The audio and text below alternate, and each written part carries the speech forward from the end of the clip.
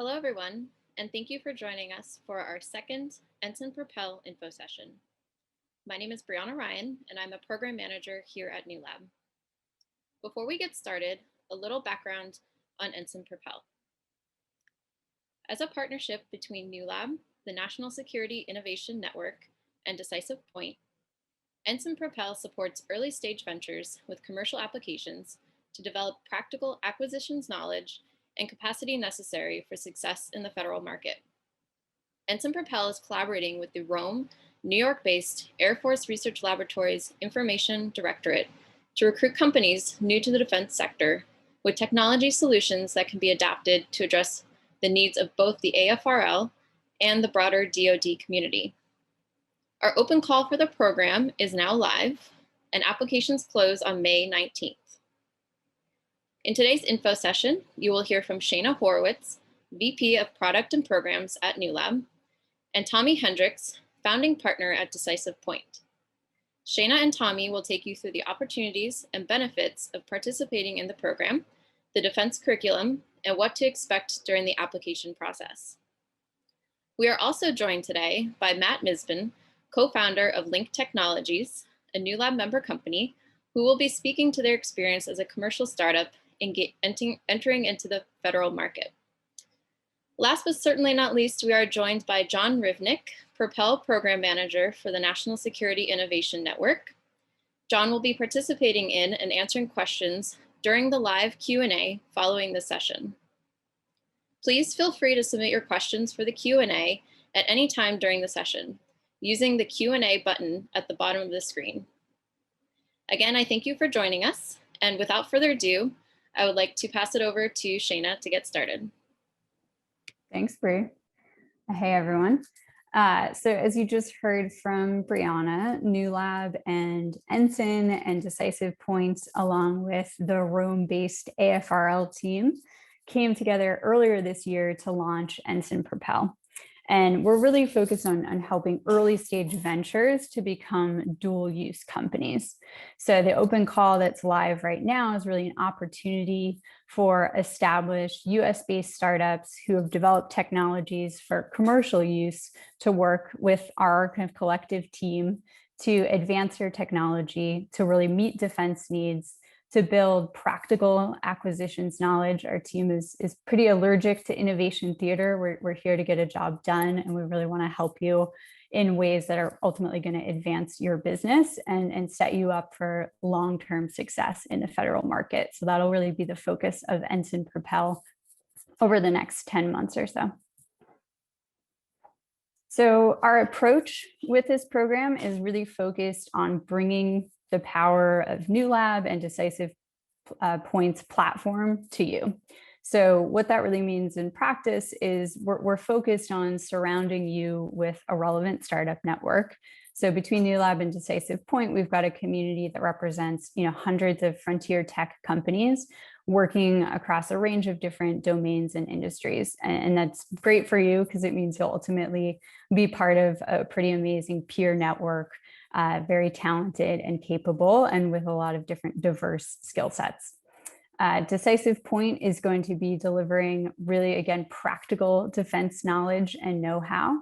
And their focus will really be on helping you to understand DoD scenarios, operation challenges, and really what is needed to effectively sell to government. So you're going to be hearing a lot more about that from Tommy in just a bit. Investors are another key component here. So to support viable dual use companies, of course, we want to ensure that teams have access to the right government and commercial opportunities and appropriate sources of capital to fuel that growth. So New Lab and Decisive Point have the capacity to invest into companies, but equity is not a component of this program. And that was really intentional. We want the chance to get to know you, to really support your work, de-risk your technologies. And then if and when it makes sense for us to be a capital partner for you, we can go down that path together. And then finally, as part of NSIN Propel, teams are going to have access to New Lab's physical space in the Brooklyn Navy Yard. So that includes on-site prototyping resources, workspace, and a private 5G test bed, and on-site edge compute stack powered by Verizon, as well as access to buildings and urban-like areas for piloting. So we exist in this kind of warehouse environment. We're right along the water. We can fly drones in our space. We can put things in water. We can attach sensors to buildings. There's really a whole array of things that'll become pretty interesting and pretty important as we look at supporting you in getting pilots off the ground. So through this particular open call, we're seeking startups across 4 pretty broad focus areas. And it's imperative that teams match to at least one of these focus areas, because we didn't decide on these focus areas in a vacuum. They're really based on needs that exist today within the Department of Defense. And we have problem owners teed up across these domains who are going to be working to advance teams towards those defense opportunities, towards those acquisition opportunities. So just briefly, within the realm of sensors, we're very interested in applications that may have been built for smart cities or manufacturing. And the sensor call to action is open to both hardware and software companies. In connectivity, we're thinking about connectivity in the context of dense urban environments and really putting the focus on how do we bring intelligence to the edge, process information more efficiently, more securely, and really use that to inform decision-making and operations. And industrial automation and manufacturing are great kind of commercial analogs for what defense is looking for when it comes to connectivity. Then autonomous systems. So looking at the opportunity to automate, repetitive or dangerous tasks and think about really how can autonomous systems help to augment or extend human capability, and the potential for orchestrated swarm operations and really the ability to leverage sensors to automate some of that anomaly detection work that's critical. And then finally, really undercutting all of these topics is data fusion and analytics. So if we think about sensors adding capacity to our ability to collect data, connectivity is allowing us to process that data, and autonomous systems are augmenting these efforts and kind of enabling decision-making. So the potential to fuse different data sources at scale and really help to build a common operating picture for our DoD partners is definitely an overall focus. And New Lab's approach for NSIN Propel is really grounded in our studio framework. So we use this with all of our customers, whether we're working with Verizon on 5G applications for energy and industrial automation, or the future of EV commercial fleets with Ford, or making mining more sustainable with our partners at Vimsen. This is our tried and true framework for creating value and kind of catalytic engagement between startups and industry that's grounded in real use cases. So I'll just talk through this very quickly, but from the outset, we're focused on first aligning with our problem owners, right? So looking at DoD, looking at AFRL, and then specific PEOs to uncover the right problems to solve. And then we can use those inputs to start recruiting the right teams and matching startup capabilities to these different requirements, and really identifying where in the commercial market there's relevant tech and product development taking place that we can tap into. Then we move into convening and bringing DoD stakeholders, tech experts, entrepreneurs to the table to develop a vision and a sense of what steps we can take to increase those capabilities and to build those lasting partnerships, initially through pilot projects. So then things move into this build and pilot phase where you're, again, getting access to New Lab's prototyping resources and facilities and equipment, and Decisive Point's know-how and support navigating the DoD end of things.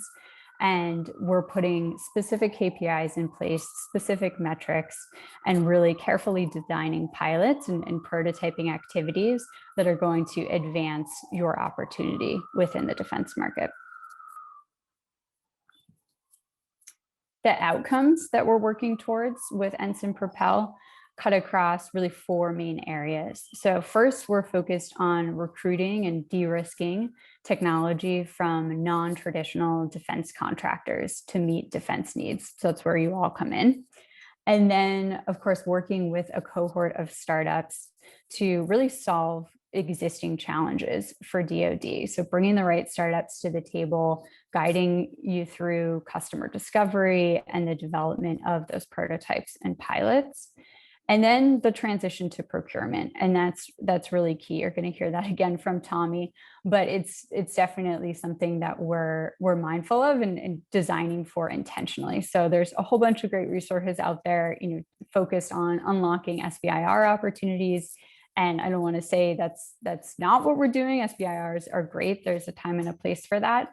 But our mandate and what we're really excited to work with you all to do is to think about how can we create acquisition opportunities for you in the long term. So how do we get you onto contracts, onto subcontracts with DoD and with different DoD primes, and really set you up to make the federal market a pillar of your business. And then, as I mentioned, we don't take equity up front, but once there is traction and proven kind of product mission fit, we're focused on capitalizing solutions, whether that's through New Lab and Decisive Point or our broader investor networks. And just to give you a little bit more of a sense of who we are at New Lab, we're a company that's focused on scaling emerging technologies and applying them meaningfully across industries and cities. And there's two main ways we deliver on this mission. We have membership, where we're cultivating a community that sits at about 160, 170 companies today. And then we have our studios, where we're partnering with Fortune 500 companies, with government agencies, and with investors to build and advance ecosystems around specific domains and problem sets. And then we also invest in companies and partner with founders to launch new ventures. So easiest way to think about us, we're startup people, we're ecosystem builders, and we're excited to be bringing this skill set to NSIN. At a glance, just to give you a sense of the scale of the community at New Lab, we launched about 6 years ago. And in that time, we've seen the community expand significantly in terms of the volume of companies that we work with, the volume of engagements we have with Fortune 500s and with government agencies, but also the growth trajectory of those engagements and the companies that we support. At our headquarters in Brooklyn, part of what we provide to teams is access to on-site prototyping resources, which you heard me speak about earlier, and also these unique pilot opportunities and test beds. So we've got north of $5 million of prototyping equipment in-house and a product realization team that can help kind of get you from napkin sketch to manufacturing ready prototype. And all of that set of cumulative resources is available for NSIN Propel teams for the duration of the program, and actually even for 6 months following the close of the program. So we're definitely focused on how to be your partner long-term and surround you with the right resources to make you successful.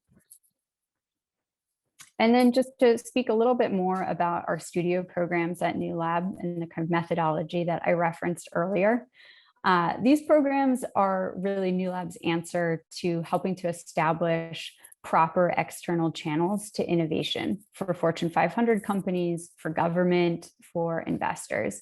And these entities know that emerging technology is going to play, if it's not already, a pivotal role in moving their businesses and their operations forward. And they're looking for partners to establish a dedicated resource and ecosystem that's focused on that and can help to make it happen. So we've got a portfolio of studios that are currently operating. The 3 you see here, the 5G studio, again, that includes an on-site testbed at New Lab. Our Circular City studio, which is focused on urban tech with the city of New York. And then our mobility studio in collaboration with Ford, where we're looking at all things electrified, connected, and autonomous as it pertains to the future of mobility. And again, joining NSIN Propel means that you'll be working with my team who manages all of these different studios. And you'll have the opportunity to tap into these activities across the portfolio. And I think you can also start to see some nice synergies between startups who might be working in mobility or smart cities or industrial automation, starting to feed into those defense use cases where we're now looking at, and vice versa. So it really is a pretty unique environment to be part of and to be working in this dual use capacity. So that's enough about New Lab. I want to pass it over to Tommy to share a little bit more about Decisive Point and our kind of collective vision for how best to support early stage ventures in NSIN Propel.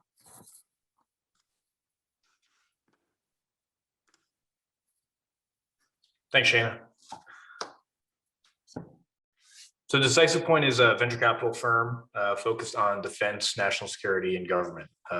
We take a very hands-on approach with the companies we work with. So we actually embed directly with the companies, both in an investment capacity, but also an advisory capacity. We provide them essentially an outsourced government business unit, supporting them in everything from proposal development, contract negotiations, and then contract management on the back end. So our objective is for founders to focus on building and growing their commercial business while we focus on helping them enter the federal market and then expand their federal business. Next slide. So when we think about this program, we're thrilled to be partnered with both NSIN and New Lab. New Lab provides a really incredible foundation for government and defense technologies to be able to scale. Because they provide what's often lacking from the technical side, which is that ability to productize and integrate specifically along the needs that the government is dictating to those companies that they need to be able to meet. So when we think about what we're adding to this program, it's really that federal acquisitions layer right on top of their existing accelerator program. When we think about acquisitions and what startups need to do, it's not just entering the space and understanding how to write an SBIR. It's being prepared to face all the landmines that they're going to have to navigate as they make their way through the entire procurement lifecycle for the government. So everything from understanding the federal acquisitions regulation, the defense supplement to the federal acquisitions regulation, compliance issues, so ITARs, EAR, cost and pricing, data rights, IP protections, and then some of the really nuanced things that they might not typically have to navigate on the commercial side. So how do you actually structure your business in a way that you're going to be able to bifurcate your government work away from your commercial business? These are things that at a very early stage, companies don't necessarily want to start working on, don't necessarily want to start providing resources against until they actually need to. And so the objective of this program is to prepare companies not just to enter the federal market, but be able to successfully transition from those initial R&D contracts into procurement. Next slide. And so that's built in directly into the mechanics of this program. So we start with helping companies understand the defense landscape as it relates specifically for their technology. And that work gets done on the front end. So as we've partnered with NSIN and the Air Force Research Lab, we worked with Air Force Research Lab to define the technology focus areas that are actually driving down into the specific programs of records they support.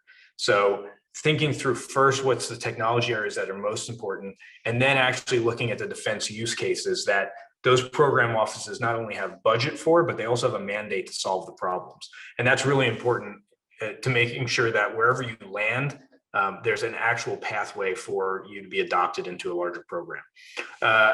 There's going to be a ton of defense customer engagement. There's going to be, both opportunities to talk to end users, the tactical operators that will actually use the technology or equipment that you're providing to the government, but also to the program managers, the people who have the budget to actually buy the things that you're producing and creating, and to better understand how do you integrate into existing programs, and whether that's through working directly with the program or understanding what the requirements that the prime contractors that hold those larger contracts need from a subcontractor. Compliance and authorizations, thinking through the way that you price to the government, the way that you set up your government business to make sure that when you actually engage with the government, when you talk through some of the data rights and IP constraints that you might be under in a government contract, you understand exactly what you're getting yourself into.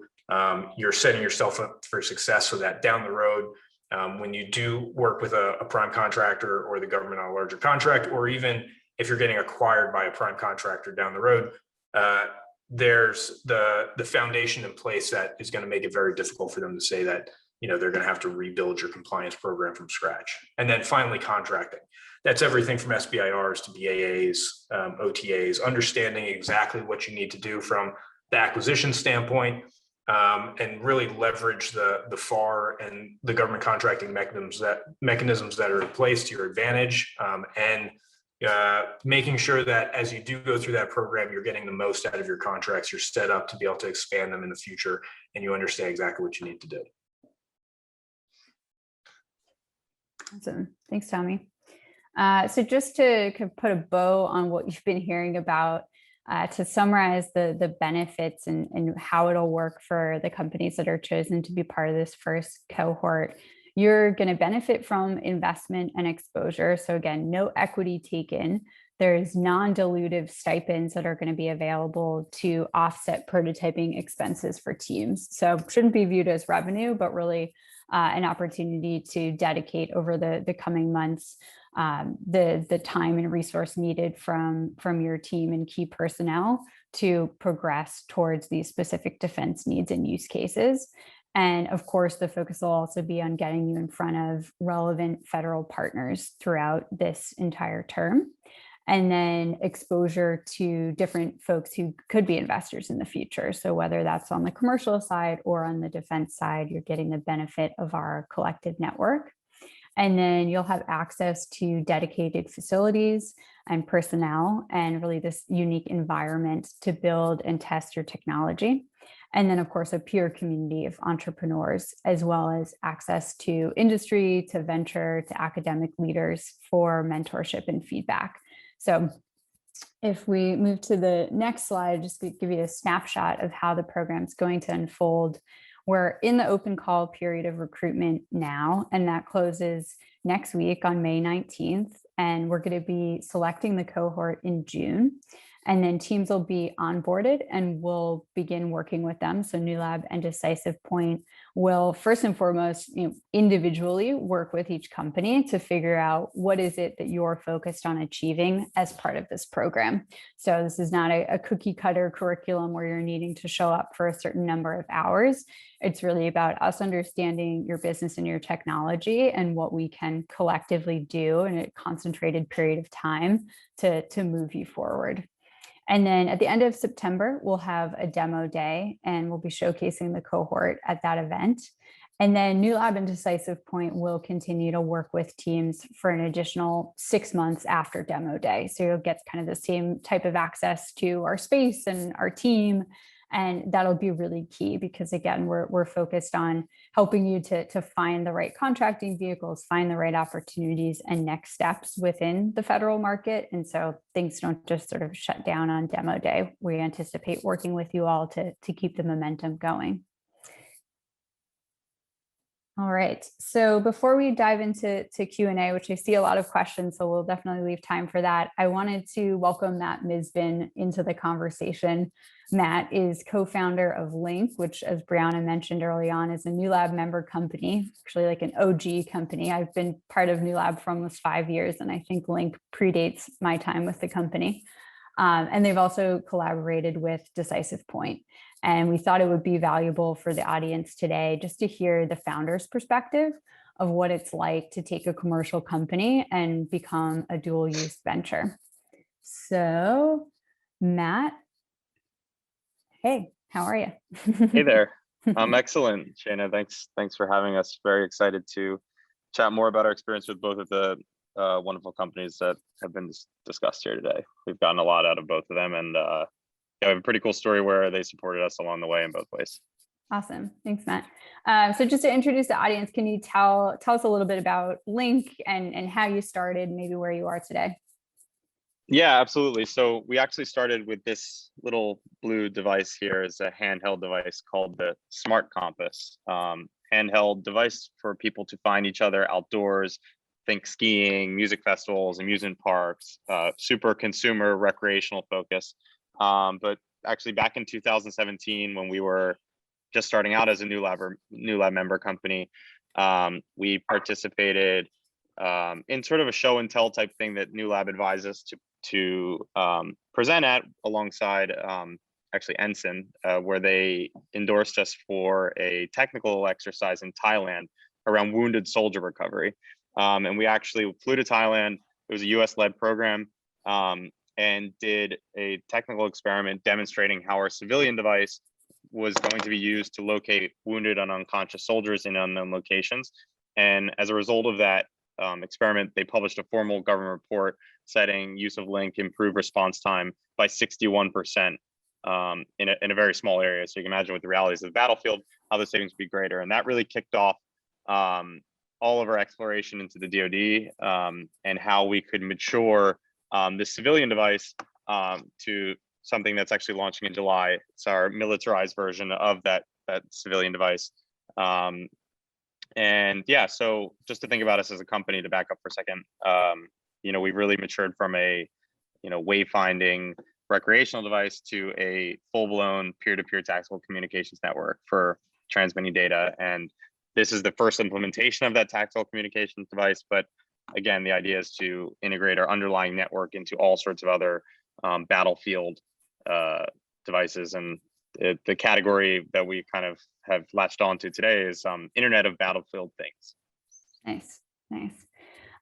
So you just touched on kind of how you initially found that entry point into and got in front of some DoD folks, and then this opportunity in Thailand, and then fast forward, and now you're holding up a new device. Of course, there's a lot of steps in between in terms of really connecting with. And I know we've had many conversations about this around the coffee cooler at New Lab of what were some of those key learnings that you had in terms of not just developing a deeper understanding of the problem and kind of who you were solving for, but then how to find those right contracting vehicles or opportunities that were going to push you into this market. I know Decisive Point has been an integral partner for you in that process too, but maybe you could just speak a little bit about that.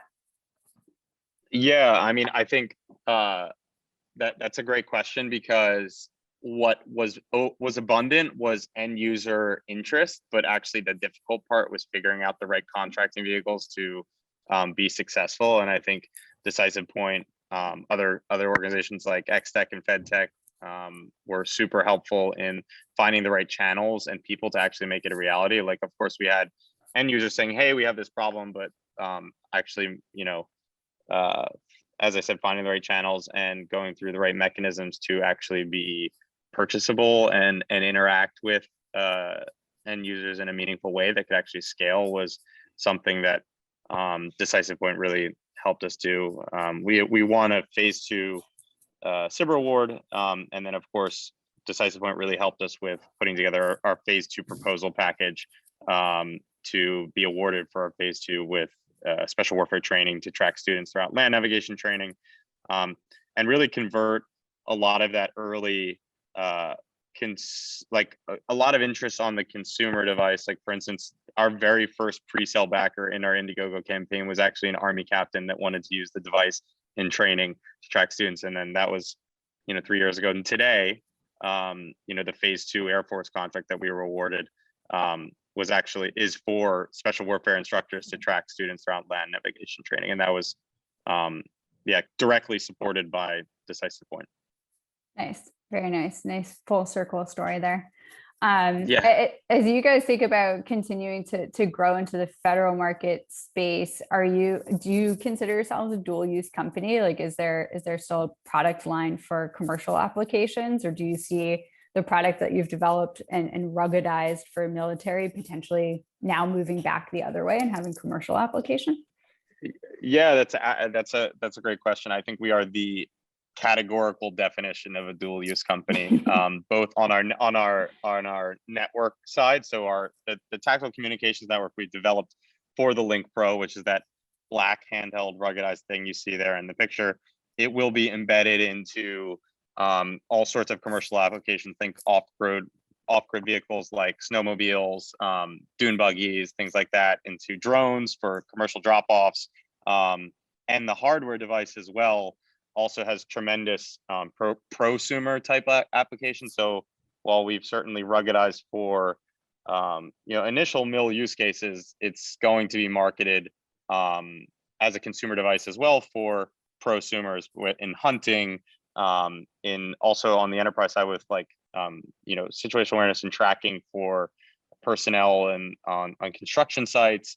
I think what founders endeavoring to go down this path will find is that adapting from defense to enterprise is a super meaningful thing to do, because the reliability and performance thresholds that are required for defense will certainly meet those on the other side of the house with enterprise. And all the security aspects you're going to have to go through to meet the defense mission will be equally important for large scale enterprises that are immensely concerned about security as well. Nice. Thanks, Matt. All right. I want to be mindful of time. So Matt, you can stay on the screen with us, and I'll welcome John Rivnak from the NSIN team. And Tommy, if you want to flip your video back on too, we'll all be here and ready to answer the Q&A. So I'll start getting some questions teed up, but John, maybe you just want to introduce yourself and your role within NSIN. Yeah, sure. Thanks, Shana. So yeah, I'm John Rivnak with National Security Innovation Network. NSIN is a DoD organization within the Office of the Undersecretary of Defense for Research, Development, and Engineering. Our primary mission is to build networks of innovators to generate new solutions for the DoD and to solve national security challenges.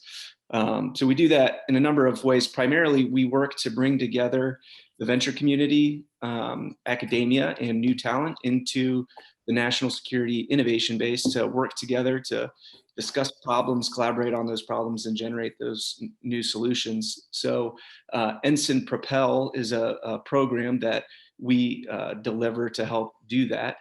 We start by building partnerships with commercial startup accelerator programs, so like Decisive Point and New Lab, and then we work with them to identify solutions and scale up and develop those solutions as rapidly as possible through accelerator programs to solve those challenges for our DoD partners. So yeah, that's NSIN Propel. I'm the program manager within NSIN for the program, and excited to be here and excited to be working with Decisive Point and New Lab. Awesome. And thanks, John. Shana, before we jump into the comments, one thing I think to add is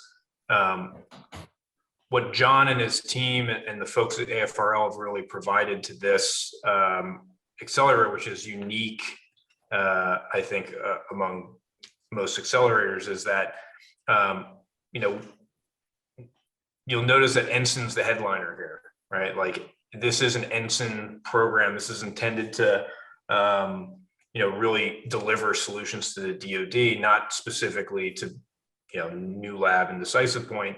So when you think about who's going to be reviewing your submissions here, it is going to be people from the program offices. It is going to be folks from AFRL and from NSIN, and a whole host of other agencies and organizations, to include Department of Homeland Security, USASOC, SOCOM. We've really been able to bring together a broad coalition and audience to support this effort. And a lot of that is thanks to the fact that, it really falls under that NSIN banner, which is cross-cutting across DoD. Thanks, Tommy. Great point. All right, so let's dive into questions. So we have a couple where folks are asking for clarification around the requirement to be US based or limitations on international companies participating. Tommy, you want to take that one? Sure. So, this is, of course, not an SBIR, right? It doesn't have the same restrictions on non-US participation. I will say that there will be deference given to US companies. They're easier to work with. They can be involved in more programs. But at the same time, I would also offer up, don't self-select. If you have something great, put it forward. It'll, at a minimum, get eyes on it from lots of different people within government. And then that becomes kind of a judgment call as to if the restrictions relevant to non-US participation outweigh the benefit that you can provide. Nice. Thanks, Tommy.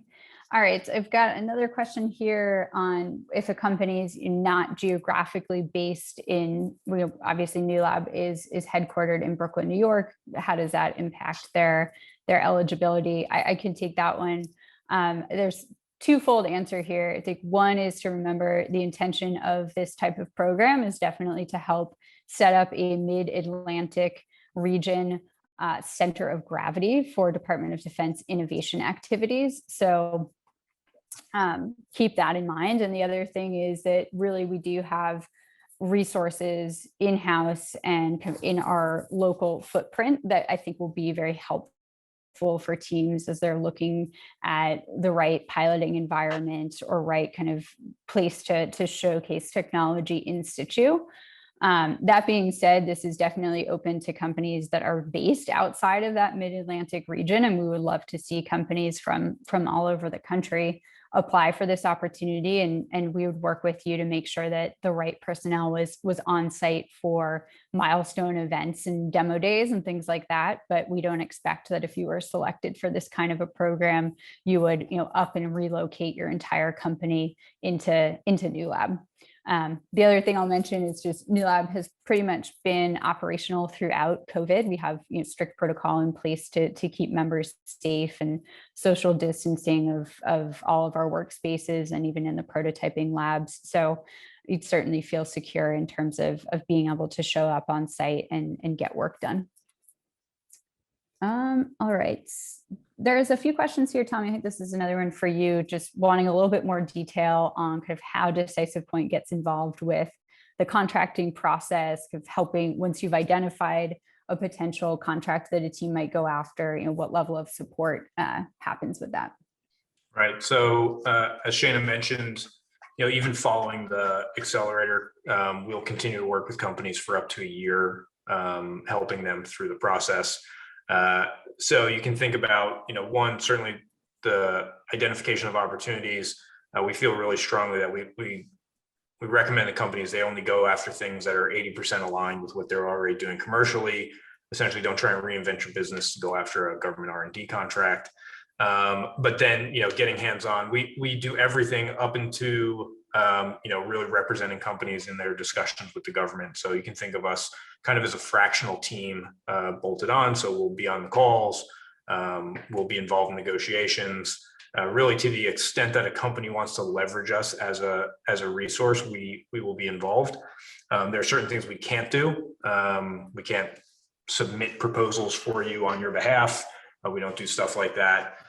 We are not an SBIR mill, so we don't crank out a bazillion SBIRs around.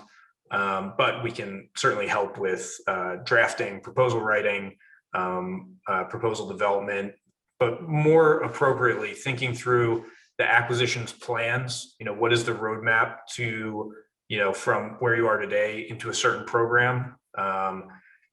We have worked with companies on everything up into including appropriations, interface with congressional leaders, and stuff like that. So it's really hands-on. It's a bit of a choose your own adventure, and it's really specific to the company, where they're at, what the contracts they have, and all of that. So hopefully that's helpful. I did see a couple questions that are a little bit more on the acquisition side around, does this create a path for sole source designation? No, this is not a federal contract, nor is it a grant. If you come into the program, the grant funding that Shana mentioned is coming out of the budget for the program, and that's to offset you physically being located and accessing engineering resources and that sort of stuff at New Lab. So the more structural piece of this will hopefully come on the back end as you transition out, work with some of these program offices directly. Great. Thanks, Tommy.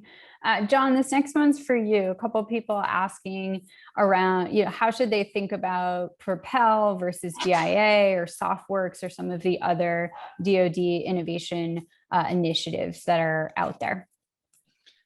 Yeah, so DIA is another NSIN program that specifically focuses on tech coming out of DoD labs. Somewhat of a similar path to helping to develop those types of solutions, but that's trying to commercialize tech coming out of DoD labs. But yeah, so Propel's I guess differentiation is that we are engaging with a broad set of DoD stakeholders, DoD partners, working with our accelerator partners like Decisive Point and New Lab, and then creating a really custom program to tease out what are we going to focus on, what problems are we going to focus on, what technologies are we going to focus on, and then let's go source a really specific cohort based on those problem sets and those focus areas, and scale them up, develop them as quickly as possible so that when they come out of the program, they have real tangible contracting opportunities and they are as prepared as they possibly can be to sell their solutions and transition their solutions into our DoD partners. Nice. Great, John. Another question, just asking for some further clarification in terms of how we think about early stage or TRL level for this program.